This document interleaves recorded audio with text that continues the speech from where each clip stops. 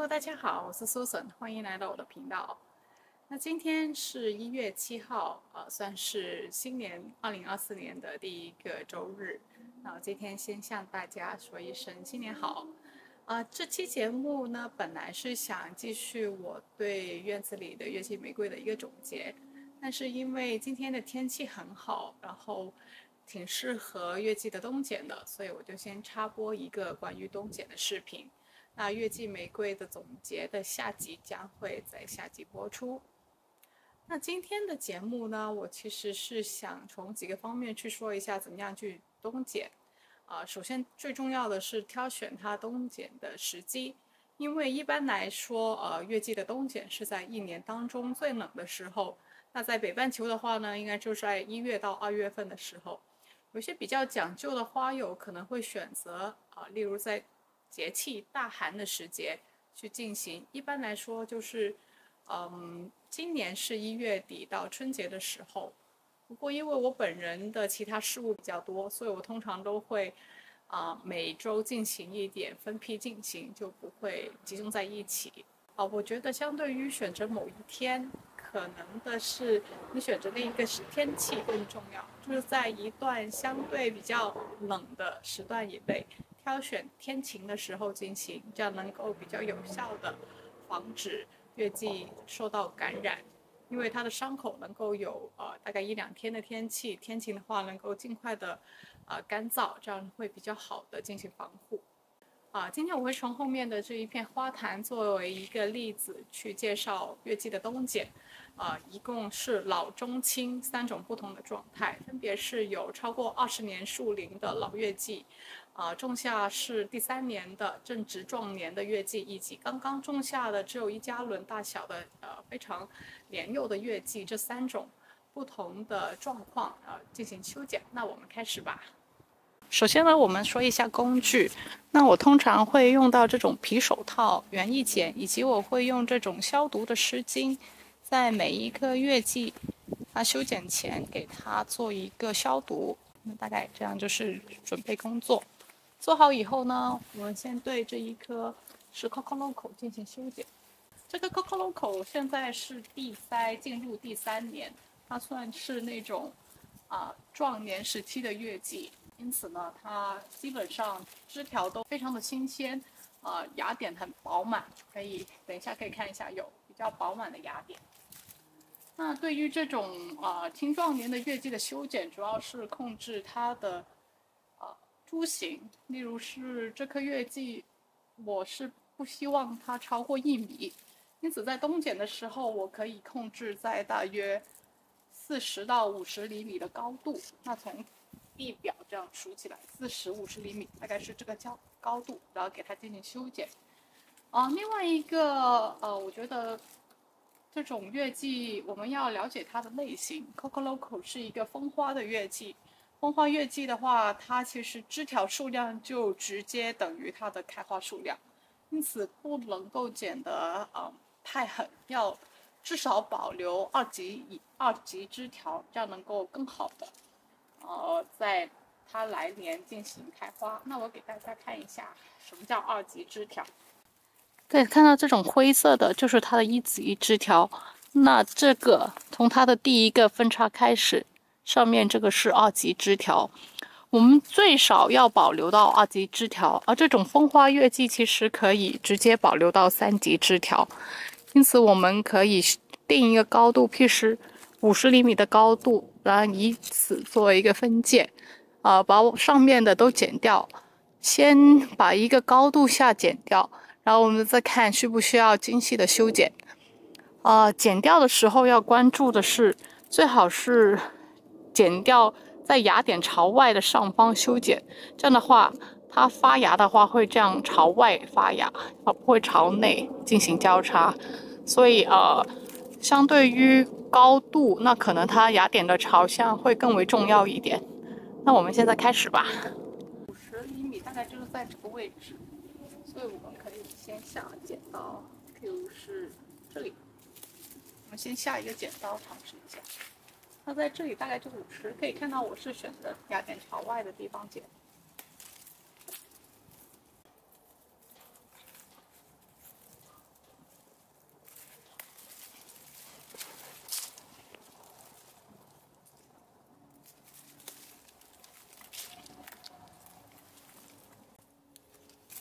剪同样的高度，比它矮的可以先不管，你们可以把高的先剪一下。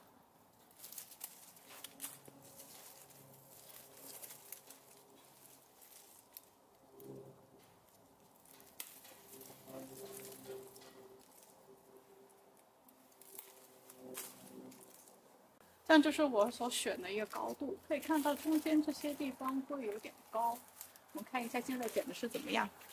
在这里面，我刚刚修的高度大概在这里。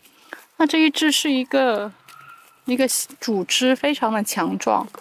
那它这3个甚至是4个分支，我觉得都可以保留，因为它们都很强壮。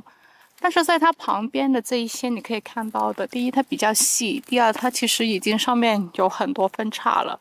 那这些其实是最早的枝条，如果是现在的话呢，我觉得可以部分它其实都已经活性不是很好，特别是中间的这一根，这一个可以去除，留下面的这一个。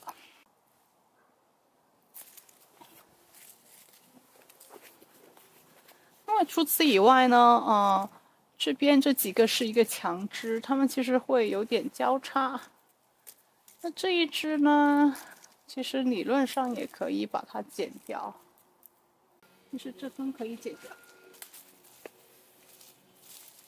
然后这一根下面的剪到这里，我会这样修剪。这样的话，它们之间不会有一个交叉。那在它前边的这一个呢，可以看一下，你可以有时候用手指拔一下它的树叶，看看它的。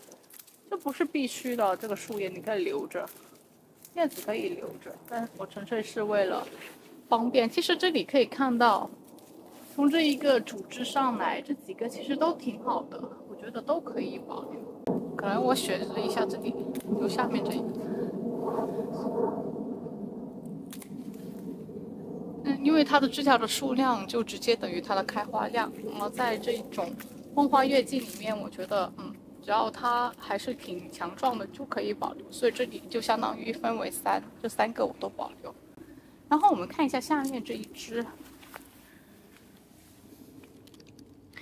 记得在下面这里有一根很老旧的枝条，其实去年这个我应该要剪的，但一直没剪。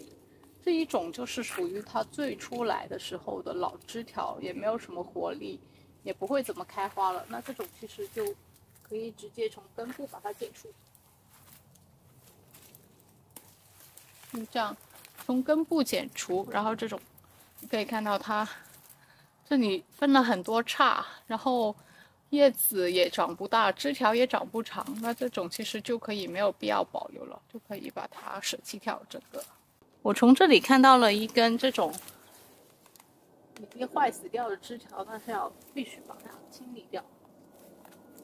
而它侧部的这一个呢，不是很健壮，就它的芒头剪一下，大约剪一下就好。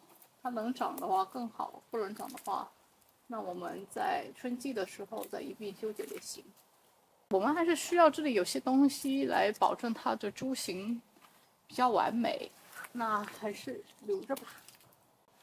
它后面的这一支是去年长的，去年的主力笋枝，我们可以看到它非常的多。这一个从中间这个分叉口一直分出来，就是这些都是2级枝条。那我觉得这些2级枝条可以取舍一下，比如中间的这个就可以不要了，最中间的这一根。对，中间的因为它受到的光照不是特别好，那这个可以不要。但是别的我觉得都可以要那就主要是看芽点的朝向。来，譬如这个芽点它是朝中间的，如果它这样长的话，其实不太好看。我希望它朝里面那边，至少往上长，所以我会从这里剪掉。朝外长的，我觉得 OK， 这个就朝这个方向，那边上那个方向长也行。那中间这一个其实可以把中间这一根剪掉也行，中间这里清空。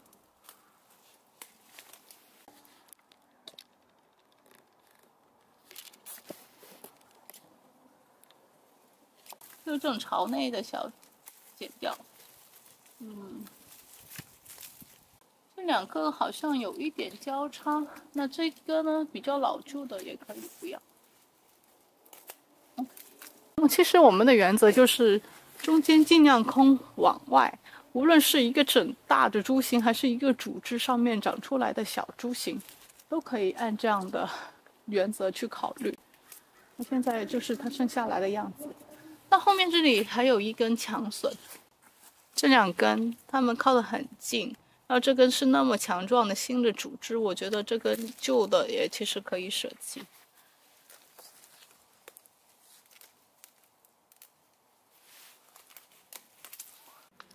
那现在这一颗就是剪完的 Coco Loco， 我并没有剪得很狠，因为它是一颗风花的月季，所以我希望它有足够数量的2级、几级或者是3级枝条去提供它开花。那可以看到我留的有1、2、3、4根主干，然后呢，这一篇是偏弱，但是因为它有点偏冠，我还是留着这个最弱的。那分别是前面这一根补充这个位置的主枝，这其实算是一个2级枝条，这是一个3级枝条。旁边这里填充这一个前方的位置，我也是保留这样的一个分叉形。然后在它的右侧方我就这根上来保留了这样的一个枝条。其实这个确实是可以剪掉，不过我先留着吧。后面的这一个是去年的主枝，可以看到它从一根强笋，它中间分了很多根新枝，那就是去年我冬剪的位置，所以可以看到它分枝性很好。那我就保留了1、2、3、4、5根2级枝条在它上面，有一些根据高度我也保留了3级枝条。那它的现在的分布大概是这样。这根新笋其实还可以剪得更低一些，其实可以剪到下面这里来，或者是更低一点点，因为这个新笋实在是潜力无限呐。但是除了考虑它的这个芽点，还要考虑它的接下来的第2跟3个芽点，我可能还是保留现在这个位置吧，因为它会从这里长出来，从下面这里长出来。OK。那大概现在的情况就是这样，这是我想保留的一个形态。那我在春天的时候，等开花的时候，再给大家回顾一下这颗 Coco Loco 在春花的表现。那我们去下一颗。开剪之前还是要先消毒一下你的剪刀。那这一颗呢是我新栽种的 Stay of Grace。就2加仑的大小，然后这种苗呢，所以就算是一个还在发育的小朋友吧。这样的苗我的通常的做法是轻剪，大概是留20到30公分，那从地表开始，那大概在这个位置，我们可以先找一个水平。这种太长的话呢，它即使是会长呢，也不会长得很好，分叉也挺多的。那我会先这样来一刀，这个就不要了。那类似的可以在它旁边来一刀，这样。那接下来的其实就挺简单的，我们就按这个高度来做修剪。它有一些要发芽的迹象呢，我就不管了，照剪。而在它旁边这种呢，比较细的，但它是一个小苗，所以我觉得还是要保留一定量的枝条数比较好。那我们可以把顶端剪掉，稍微轻剪。叶子我也不把它拽掉了，就这样吧，让它在冬天也能如常的进行光合作用。那后面这个也是，找一个芽点的朝向，然后剪掉就好。这边也是。差不多找一个位置剪掉 ，OK。其实现在它因为根系很弱，即使你把它剪了，它也不一定会有强壮的笋枝出来，所以我还不如留着。那在旁边这一个呢，它长出来挺多，这种横的枝条呢，我会大概修剪一下长度，在这里剪掉。那我们再看一下旁边这里，在这边呢也是一样的，它有一根往下的很长的枝条，我觉得就没有必要一定要保留，那就保留个长度，放在这里，把多余的这些都剪除掉。朝下的这种就没有必要保留了，这个倒是可以保留，上面也是顶端稍微剪一下。小苗其实很简单人家还小嘛，它需要很多能量去进行长枝条和光合作用。那我们就先悠着点，先给它一点时间尽量保证一定的枝条数量。那这样它在春天能够先把精力放在长根上面，开花倒是可以，之后2、3季再考虑都无所谓。这种叶子呢，你可以要可以不要，这种那就剪掉吧，这很多个芽头在前面就不要了。好了，那就差不多了，这就是我对它的一个做法。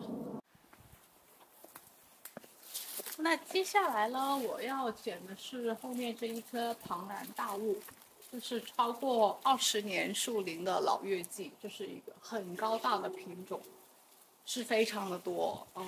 这个需要一定的耐心去修剪。我们也可以看一下这样的老月季，我通常会怎么个剪法。我们可以看一下下面这种灰色的，其实是它的木质化的枝干，其实它们不能够把它从这里剪断，因为它的新发枝条的能力其实已经很低了因为你可以把它想象成它只是一个输送养分的一个部位，或者是它的根部的延续，因此它的活力点呢是从譬如是这一个位置开始，旁边这一个呢是从这些绿色树皮的位置开始，所以我们修剪不能剪到下面木质化的根茎，除非你是想它枝条更替，那就整个从根部剪除，否则的话呢，它就不会有新的枝条长出来的。所以我们要剪的话，只能再剪到绿色的位置。我先从这边开始剪。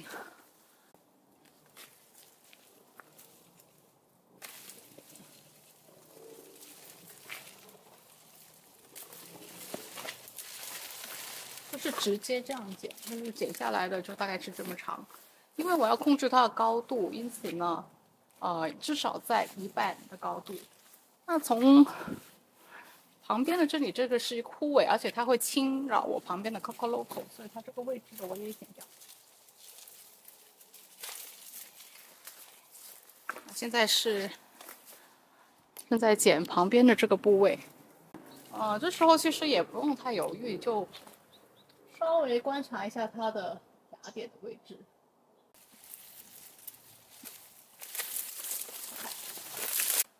那中间这一个呢，其实它非常的老了，中间这一根，我也在想要不要保留，因为它其实活性不是特别好。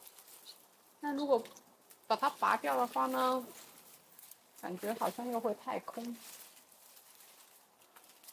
我其实从去年就想把这个给整个移除了，因为你可以看到后面的这一根它长出来填补了中间缺陷，所以这个我会从根部把它剪掉。好了，来换一个工具。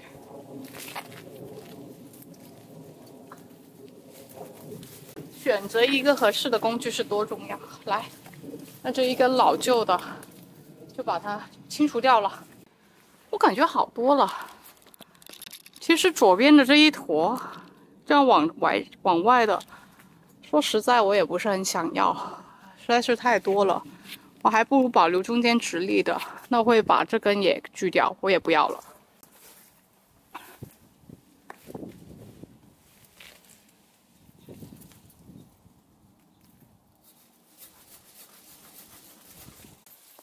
那我这个也不要了。那我看一下现在剪了以后，其实剪了以后它还有很大的冠幅最重要的是它就不再向外歪倒，它现在比较直立，就剪了以后它会比较直立，也不会像之前那样往外斜。那现在我觉得整体这个是我想要的效果，主要是我可能还在前方这个位置再种一棵月季，这样的话它前面没有挡住，这边的阳光也会更好一些。我其实更喜欢现在的这样的一个效果，后面直立不会往外倒。OK， 那剩下来的这些呢，我就会好好的修剪。那首先是这种呢，我们就现在要更关注它的株型，因为其实后面的这几根我是想要在中间这个高度，那可能呢我会选择选一个高度就好，这也是。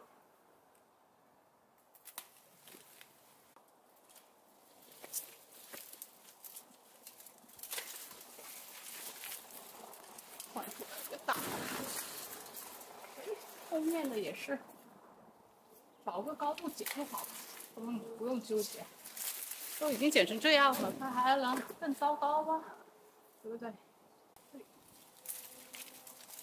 原来呢，它因为被前方挡住阳光，所以它的枝条都要拼命往外长，往上长。OK 了。就这种交叉的不要。前面的这一个呢，可以看到它这些是木质化的，那我这个就不能剪得太低，剪太低也不行，所以会剪成大概是这个位置。就相当于木质化的位置，相当于它的根部，最少你也得要留个几个芽点吧。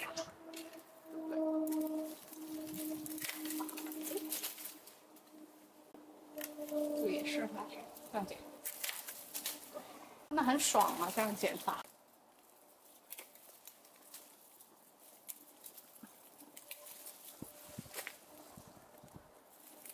后面这一株可能会是将来的主力，所以呢，我也在考虑它的朝向。稍高一点的这一株，从这里。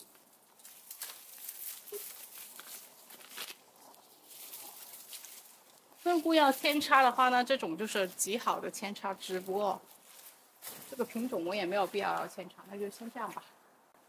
好，这个呢，既然这个一个位置，那从这里剪。